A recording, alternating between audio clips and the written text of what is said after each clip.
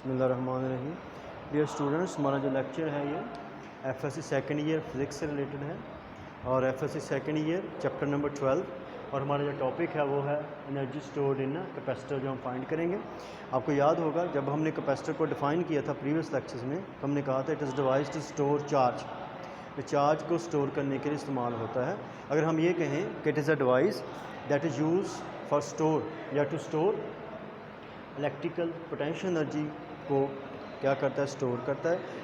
कैसे कि जब भी आप कैपेसिटर को चार्ज करते हैं तो क्या होता है, बैटरी से जोड़ते हैं तो जो चार्जेस हैं फ्रॉम पॉजिटिव टर्मिनल से चार्जेस पॉजिटिव प्लेट की तरफ, नेगेटिव टर्मिनल से चार्जेस नेगेटिव प्लेट की तरफ क्या होते हैं, मूव करते हैं। जैसे जो प्लेट आपने पॉजिटिव टर्मिनल से जोड़ी होती है उस पर पॉजिटिव चार्ज आ जाता है, जो नेगेटिव टर्मिनल से जोड़ी होती है उस पर क्या आ जाता है, नेगेटिव चार्ज आ जाता है।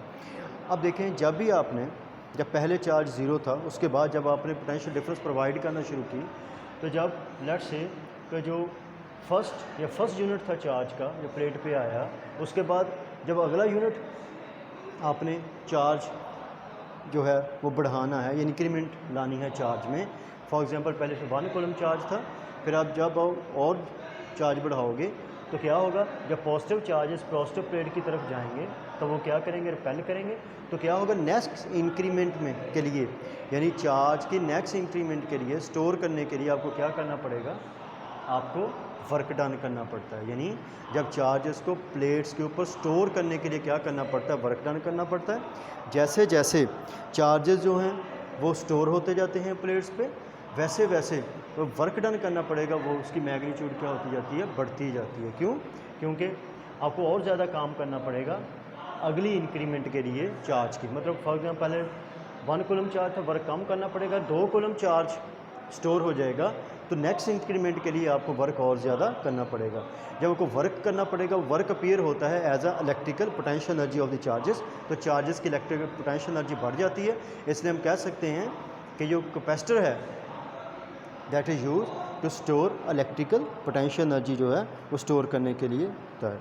फर्स्ट कर लें, initially when capacitor is on charge, initially when capacitor is on charge होगा, तब जो पोटेंशियल डिफरेंस है वो क्या होगा, V = 0। फिर जब वो चार्ज हो जाता है, फुली चार्ज हो जाता है, नेट पोटेंशियल क्या हो जाती है फॉर फुली चार्ज। अगर वो फुली चार्ज हो जाता है, फुली चार्ज कैपेसिटर, नेट से जो पोटेंशियल डिफरेंस है वो कितना हो जाता है, V हो जाता है। तो जो एवरेज पोटेंशियल डिफरेंस होगा वो कितना होगा, एवरेज पोटेंशियल डिफरेंस वो होगा, पहले कितना था, 0 था, फिर potential difference between the plates का V हो गया। जब उसमें चार्ज फुली चार्ज हो जाती हैं तो Q + V/2, तो क्या आ जाएगा, ½ V। ये आ जाएगा एवरेज पोटेंशियल जो डिफरेंस होगा बिटवीन द प्लेट्स, ये होगा। ठीक है। The average work done in bringing, अगर आप देखें जो वर्क डन होगा, average work done in bringing unit positive charge, अगर आपने Q in bringing unit positive charge, कि अब आपको यूनिट पॉजिटिव चार्ज को एक प्लेट से positive charge from one plate to other, एक प्लेट से दूसरे प्लेट की तरफ ले जाने के लिए कितना काम करना पड़ेगा, वो work done, let's say W average work done, वो क्या होगा आपको पता है, वो होगा Q × average potential difference. Q जो चार्ज है इंटू एवरेज पोटेंशियल डिफरेंस, और एवरेज पोटेंशियल डिफरेंस कितना है, 1/V है, इंटू Q, तो हमारे पास क्या आ जाएगा, ½ ठीक है, Q ½ QV। अगर हम पता है, आपको पता है, अभी हमने फाइंड किया था पिछले लेक्चर्स में, आपको बताया था Q होता है CV, Q = CV। तो Q की अगर वैल्यू यहाँ पुट कर दें तो CV ज़रा V क्या रहेगा, V²। तो जो वर्क डन होगा average work done that would be 1/2 CV²। और ये वर्क डन को पता है अपीयर होगा as a potential energy of the charges की इलेक्ट्रिकल पोटेंशियल एनर्जी की फॉर्म में एवरेज में, ठीक है। अब देखें एनर्जी स्टोर्ड, अगर हम ये आ गया कि जितना भी आप वर्क कर रहे हैं पोटेंशियल डिफरेंस अगर V है और उस कैपेसिटर की कैपेसिटेंस अगर C है तो वर्क डन जो होगा वो अपीयर होगा एज अ पोटेंशियल एनर्जी। तो जो एनर्जी स्टोर होगी या हम इसे कहेंगे पोटेंशियल एनर्जी या एनर्जी स्टोर जो होगी वो कितनी होगी, वो होगी 1/2 CV² एनर्जी स्टोर हो जाएगी, ठीक है। चार्जेस के लिए पोटेंशियल एनर्जी कितनी होगी 1/2 CV², या energy stored by the capacitor potential energy वो कितनी होगी 1/2 CV²। लेकिन अगर हम यही बात करना चाहते हैं यानी energy stored in terms of electric field, उसके लिए एक्सप्रेशन ड्राइव करना चाहते हैं energy stored in terms of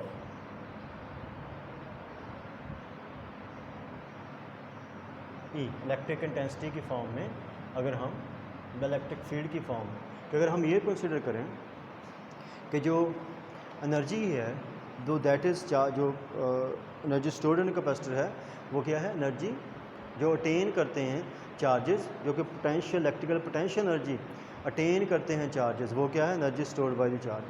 अब अगर हम ये बात करें कि एनर्जी जो स्टोर होती है वो इलेक्ट्रिक फील्ड की वजह से स्टोर होती है, वो ड्यू टू इलेक्ट्रिक फील्ड है, या एनर्जी इज स्टोर्ड किस में स्टोर होती है, इलेक्ट्रिक फील्ड में स्टोर होती है। यानी इलेक्ट्रिक फील्ड जो है वो एनर्जी क्या करता है, स्टोर करता है। अगर हम इलेक्ट्रिक फील्ड की फॉर्म में एनर्जी स्टोर फाइंड करना चाहते हैं तो हम क्या करेंगे, यहाँ पे C इज इक्वल टू हम को पुट करेंगे, आपको याद होगा पिछले लेक्चर में फाइंड किया है, C is equal to A epsilon naught epsilon R over D, ये हमने पिछले लेक्चर में फाइंड। और आपको पता है जो V होता है वो होता है ED, V is equal to ED। अब दोनों इक्वेशन हम यहाँ इसमें पुट कर देंगे तो एनर्जी जो स्टोर्ड होगी, जो एनर्जी स्टोर्ड है वो इज इक्वल टू होगी 1/2 इन प्लेस ऑफ C हम क्या पुट करेंगे, A epsilon naught epsilon R over D, और यहाँ पे ED पुट करेंगे इन प्लेस ऑफ V, और इसका क्या है स्क्वायर है।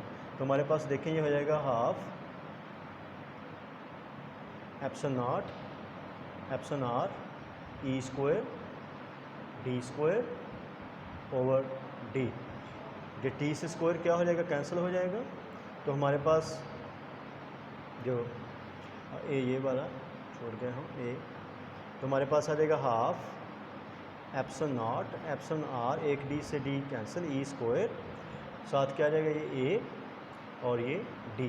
तो एनर्जी जो स्टोर्ड है वो आ जाएगी इन फॉर्म ऑफ, या किस फॉर्म में, इलेक्ट्रिक फील्ड की फॉर्म में, ये epsilon naught epsilon R, epsilon R क्या है, रिलेटिव परमिटिविटी है, ठीक है। अब ये है energy stored in form of electric field की फॉर्म में। अब देखें एनर्जी डेंसिटी अगर यहाँ से हम फाइंड करना चाहते हैं, एनर्जी डेंसिटी क्या है, एनर्जी डेंसिटी जो है